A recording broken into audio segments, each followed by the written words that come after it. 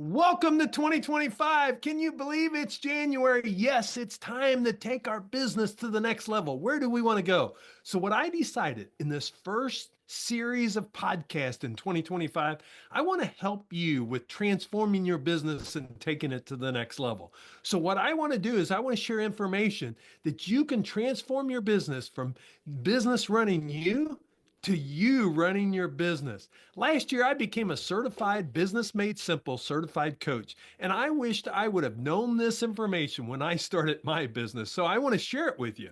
My goal is to help entrepreneurs and business owners create clarity in business and life so they can achieve their goals and dreams.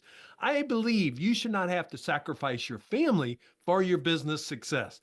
My purpose is to help you find significance in business and life. So let's get started with our topic today. It is about, is your business running you, or are you running your business?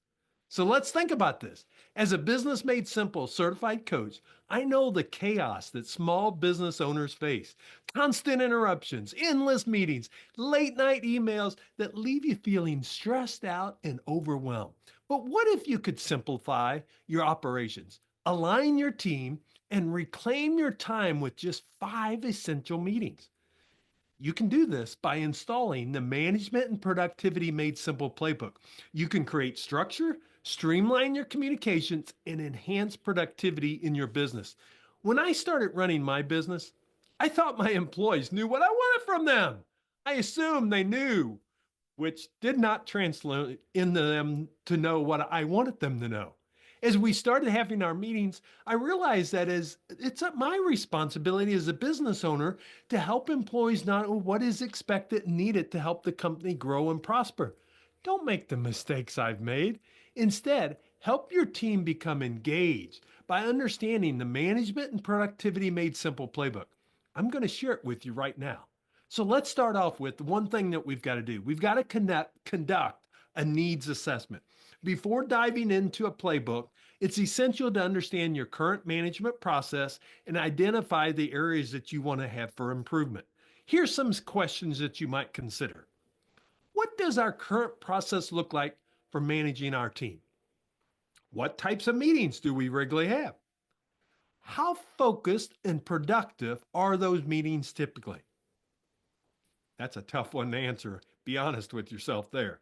Who usually runs the meeting? Do I, as the business owner, run every meeting? That's a question to ask yourself. How much time do you spend in meetings, both formal and informal, on a weekly or even on a monthly basis? Now, as we go through the needs assessment, it's critical the first step before implementing the Management and Productivity Made Simple playbook because it allows you to understand where your current process falls short and helps you identify opportunities for improvement. Let's discuss these questions with your team to ensure everyone is part of the evaluation process. Don't make it just for yourself. Those questions I gave you, ask them about that, which increases our buy-in for the changes. When employees understand the why behind the new systems, they are more likely to embrace and support them, and you want them engaged in this process. Now, let's talk about introducing the 5 key meetings. And this becomes a process over time. You don't have to start all 5 tomorrow, but start them out slowly and then start adding as you need, and depending on what size your business is. The playbook revolves around 5 simple meetings that align your team and organizes your business more effectively. So let's break down. The first meeting is what I call the all staff meeting. It's a weekly meeting. Purpose, it unites the whole team around the company's mission and economic priorities. And we'll talk about that in another podcast. So, how do you conduct this meeting? You set a consistent schedule. You choose a time that works for most of the team and you keep it as regular as possible. It should be at the same time each week. Start with the mission. Begin the meeting by reading or restating your mission statement to keep it top of mind. Review the priorities from last week. Highlight the 3 economic priorities and discuss how the teamwork contributes to those goals. Celebrate achievements. This is time to have some fun. Recognize individual or team success. Celebrate those milestones. Acknowledge birthdays and anniversaries. Set the week's focus. What's the week's focus? Outline key objectives for the week and clarify those expectations. Again, that becomes the key. Get everybody involved. Here's a pro tip as you're doing that. Make the tone inclusive and positive. Use visuals such as slides or dashboards to illustrate your progress towards your goals. Those dashboards make a big difference because it can be seen. You can still talk about them, but then unveil them. It's the key performance indicators of your company. Now, the second meeting that you want to have is what I call the leadership meeting. And this is a weekly meeting also. The purpose here is to align your leadership team on the common goals and progress towards the economic priorities that you have. So, how do you conduct this one? Prepare an agenda. I truly believe you should have an agenda for every meeting that you have. Include updates on department objectives, things that are blocking progress, contributions that we've made towards these economic objectives. Review the progress again, discuss performance matrix, ensure all leaders are aligned on the goals that need to be done. Collaborate on solutions. Use collective intelligence to brainstorm strategies and solve these challenges you're having. If one department's having a challenge, maybe some other people can help them with that. Not in a negative way, instead as a very positive, cohesive way. How can you unblock those challenges that they're having? And then ultimately, when you leave this leadership meeting, in with commitments. Each leader should leave with clear action items of what they need to do next. And really, the pro tip here is encourage open communication and problem solving. Keep the meeting structured, but flexible enough with meaningful discussions, but also with a time constraint on it. Don't let it go 2 or 3 or 4 hours.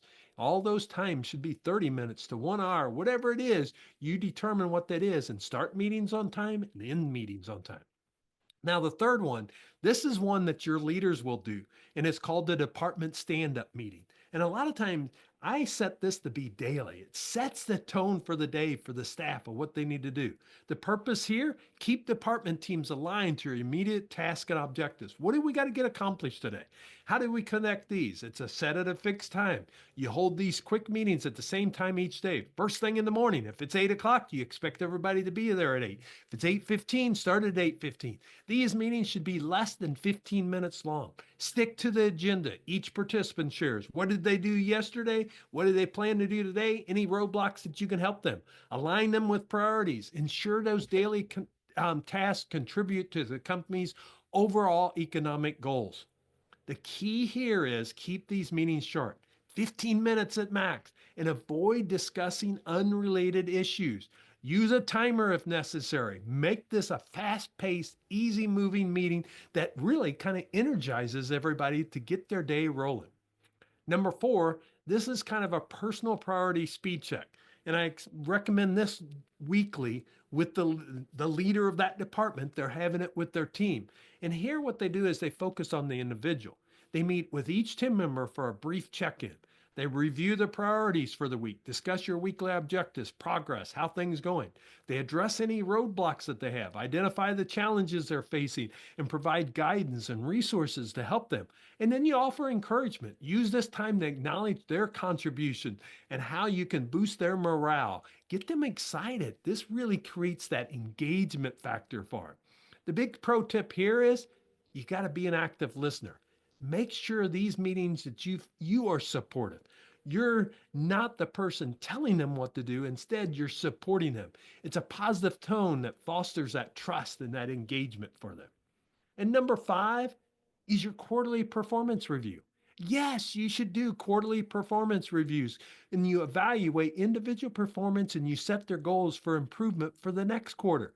That's how they keep getting better. That's how you get better productivity, better employee really being engaged. They say 34% of employees are engaged. You do these quarterly reviews, that will increase your engagement factor for your company.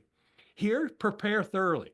You gather the performance data, your feedback and achievements in advance. You discuss achievements that they've had. Start by acknowledging their accomplishments and their contributions to helping accomplish the goals that you have.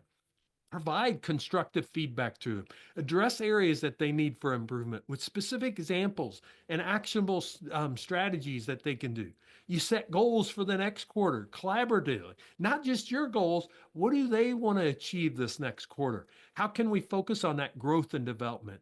And then we talk about if there's at that time Compensation issues. If appropriate, discuss raises, bonus, career development plans. What can you do to take your position to the next level, to get to the next level for them? Any leader should be trying to grow their leader to replace them.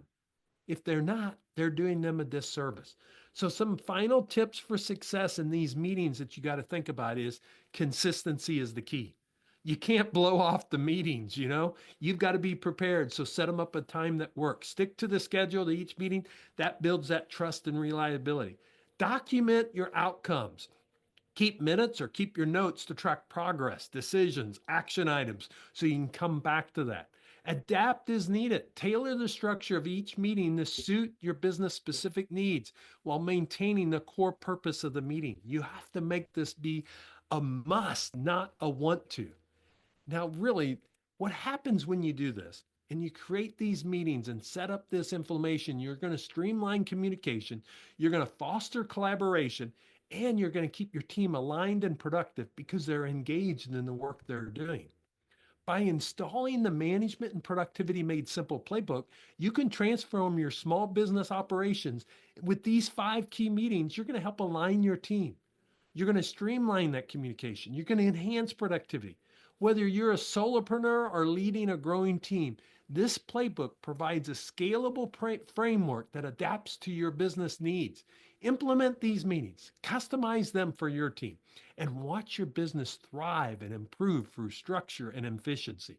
I will tell you what you'll see is when your business is operating as efficiently as it could be, you're going to see a real change in your business. What you're going to see is increased productivity, increased engagement from your team. These 5 meetings can transform your management and productivity, but they're just one piece of the puzzle.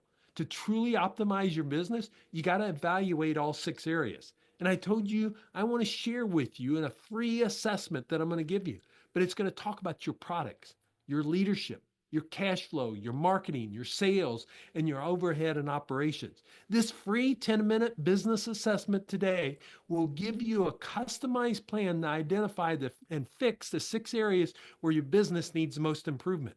What I want to do is offer you this free assessment that you take, and I will do a 1-hour strategy session or discovery session with you and go over that assessment with you to really streamline, make your business more scalable, and really prime it for success in 2025. So as you're listening to this podcast, there's going to be a link that you can take the business assessment. You go take that business assessment, then we're going to send you an email back and you can get on my calendar. And for 1 hour, I'll share that with you and some strategies of what we can do to improve your business in those 6 key areas of products, leadership, marketing, sales, overhead, and operations. I want this year to be your successful year. I want this year you to achieve your goals that you want to. And that's why I'm sharing this information with you, because I wished I would have known this information when I started my business. Now you have the opportunity. So let's take advantage of this and take the assessment, and then I'll set up a strategy call with you and we'll dig into your business and on what improvements you can make, and you can make those differences. And instead of your business running you, you're going to run your business, and that becomes the key to success. I'm looking forward to sharing more information with you. We're just halfway through this strategy. Remember, if you missed last week's podcast, go back and listen to that, because I gave some great information about your operating accounts and how key accounts you should set up your business on cash flow and managing that cash flow. And we've got a couple more sessions that I'm going to share with you. So as we go forward, this is about getting 2025, getting your business set up so you can scale your business to the level that you want. Maybe it's not about scaling it. Maybe it's where you're taking more of a break from your business, but you've got all the key diameters in place, the key performance indicators to be able to control your business where you don't have to be in the day-to-day operations all the time. Whatever it is for you, we want to make it successful for you. Again, if this information has been great for you, there's probably another business owner who'd like to hear it. So do you know someone that you could like and then share this podcast with them and let them hear this great information? I would truly appreciate it if you would do that. Come back next week and we'll go dive into another topic, and we'll get into that topic deep too there, because I'm a certified Business Made Simple coach, and I want to help small business owners succeed not only in business, but also in life, and ultimately create significance in their life. Make it a great day. Thanks for joining me.